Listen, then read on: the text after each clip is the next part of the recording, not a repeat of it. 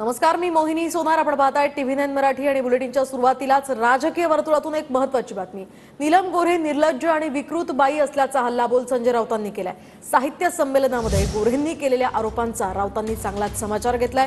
गोऱ्हे पक्षातर्फे 4 वेळा आमदार झाल्या, जाताना मात्र घाण करून गेल्या असंही राऊत म्हणाले. शिवाय साहित्य संमेलनामध्ये झालेल्या चिखलफेकीला पवार सुद्धा जबाबदार असल्याचं राऊतांनी म्हटलंय. बाई आहे निर्लज्ज, नमक हराम हा शब्द कापायचा नाही. निर्लज्ज हा अनपार्लिमेंटरी शब्द नाही आहे. नमक हराम हा अनपार्लिमेंटरी शब्द नाही आहे. ही त्यांची विकृती आहे, विकृत आहे. ती बाई नाही, ती बाई माणूस आहे. तुमची लायकी नसताना 4 वेळा काय तुमचं कर्तृत्व होतं? माझ्या कर्तृत्वावरती मला बाळासाहेबांनी आमदार, तुम्हाला बाळासाहेबांनी आमदार केलं नाही. मी परत सांगतो, अशा घाणेरड्या लोकांना बाळासाहेब आमदार करत नाही. लक्षवेधी लावायला किती पैसे घेतात विचारा. लक्षवेधी लावायला, प्रश्न विचारायला, प्रश्न आल्यावरती संबंधितांना बोलवून डील करा. माझ्याकडे सगळे माहिती आहे आणि पुराव्यास आहे. ते हक्कभंग आणा, काय तुमचा हक्कभंग वगैरे आणा. मला आठवतंय बाळासाहेब ठाकरे म्हणाले, कोण बाई आणली तुम्ही पक्षामध्ये? सुरुवातीला हिंदू हृदय सम्राट बाळासाहेब ठाकरेंनी प्रश्न केला, हे कुठलं ध्यान आणलंय पक्षात बाहेरचं आपल्याला शिव्या घालणार आयुष्यभर? तरी आता काही लोकांच्या मर्जी खातर त्या आल्या गेल्या, 4 वेळा आमदार झाल्या आणि जाताना ताटामध्ये घाण करून गेल्या. विश्वासघातकी बाई, काय तिला कमी केलं होतं द्यायला माननीय उद्धव साहेबांनी? हक्कभंग वगैरे मला धमक्या देऊ नका हो. आम्ही सगळं तुरुंग वगैरे भोगून आलेलो आहोत. सगळे ईडी झालं, CBI झालं, हक्कभंग पण झालेत आमच्यावर.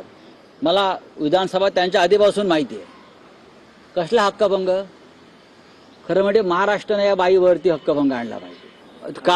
काल नीलम गोऱ्हे या बाहेर पडताना पत्रकारांशी त्या बोलत होत्या खाजगी, की मी महामंडळाला 50 लाख दिलं उषा तांबेला. म्हटले, बोले लोकांनी रेकॉर्ड केलेलं आहे, मी 50 लाख रुपये देऊन माझा कार्यक्रम लावला.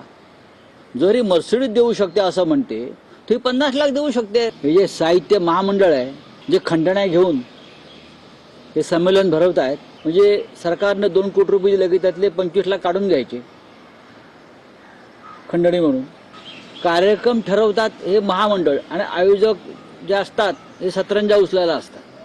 कार्यक्रम जे आहेत ना कार्यक्रम पत्रिकेवर, ते उषा तांबेंनी ठरवले, ज्यांचे पतिराज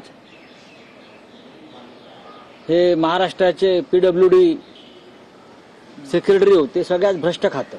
माननीय शरद पवार साहेब, हा जो राजकीय चिखलफेक जी झाली आहे त्याची जबाबदारी शरद पवार साहेब सुद्धा झिडकारू शकत नाहीत. ते स्वागताध्यक्ष होते. ज्या प्रकारचे कार्यक्रम ठरवण्यात आले आणि जी राजकीय चिखलफेक झाली ते सुद्धा तितकेच जबाबदार आहे. संमेलनाच्या अध्यक्षा तारा भावळकर यांनी सुद्धा ह्याच्यावर निषेध व्यक्त केला पाहिजे. पवार साहेबांनी निषेध केला पाहिजे. पण पवार साहेब गप्प आहेत, अजूनपर्यंत भूमिका नाही. आता आज त्यांचा माझा आवाज त्यांच्यापर्यंत आज जाईल ना. आता गप्प कसे राहू शकता?